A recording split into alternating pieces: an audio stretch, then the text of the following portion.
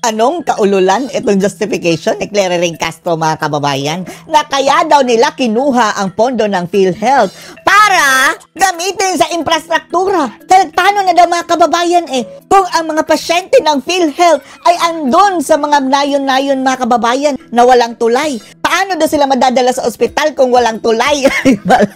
Kaya gagamitin daw itong mga excess na pondo sa gobyerno para ipangpatayo sa tulay. Kabilang na itong pondo sa PhilHealth, mga kababayan. Diyos mio, Marimar.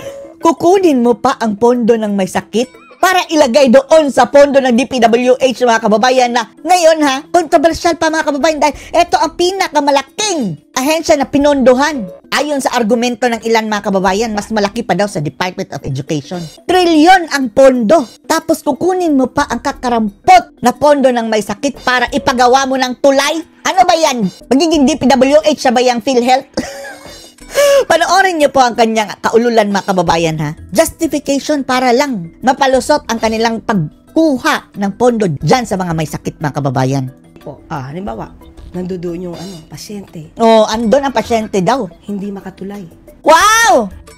Hindi makatulay. Di, sabihan mo ang DPWH, gumawa kayo ng tulay. Kulang-kulang na nga ang pondo dyan para sa mga may sakit. Kukunan nyo pa para sa pangtulay.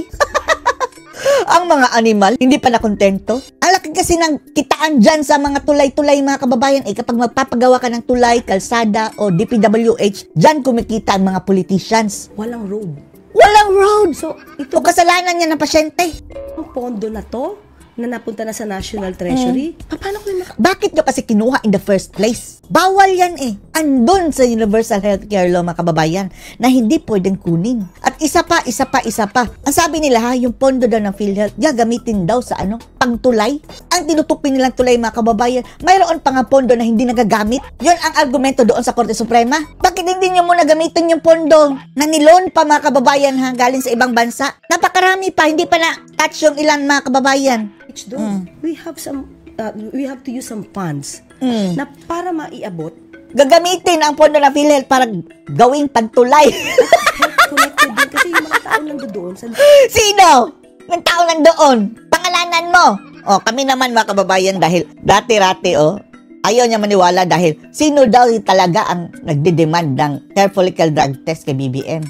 Hindi niya tatanggapin yung tanong, mga kababayan daw, dahil wala raw pangalan kung sino. Ngayon, sino ang pasyente mong sinasabi na gustong tumawid sa tulay na walang tulay? Kaya magpapagawa kayo ng tulay gamit ang pera ng PhilHealth. Lugar na yun, hindi yun naaabot ng PhilHealth. Ganyan mag-justify ang mga ungas, mga kababayan, para lang mapagtakpan ang kanilang mga masasamang mga plano. Hindi tayo naniniwala, mga kababayan, na noble ang plano nila, ang pagkuha dyan sa pera ng may sakit, mga kababayan, para ipagawa ng infrastruktura. Na in the first place, nasaan ang mga infrastruktura? Yung tulay nga na pinagtibay ni retrofit ni BBM, mga kababayan, bumagsak. So, kaya po ang pwedeng gamitin doon, maaaring gamitin yung accumulated revenues. Wow! Lokohin mong ulol mo, Clary Castro. Ano masasabi niyo dito, mga kababayan?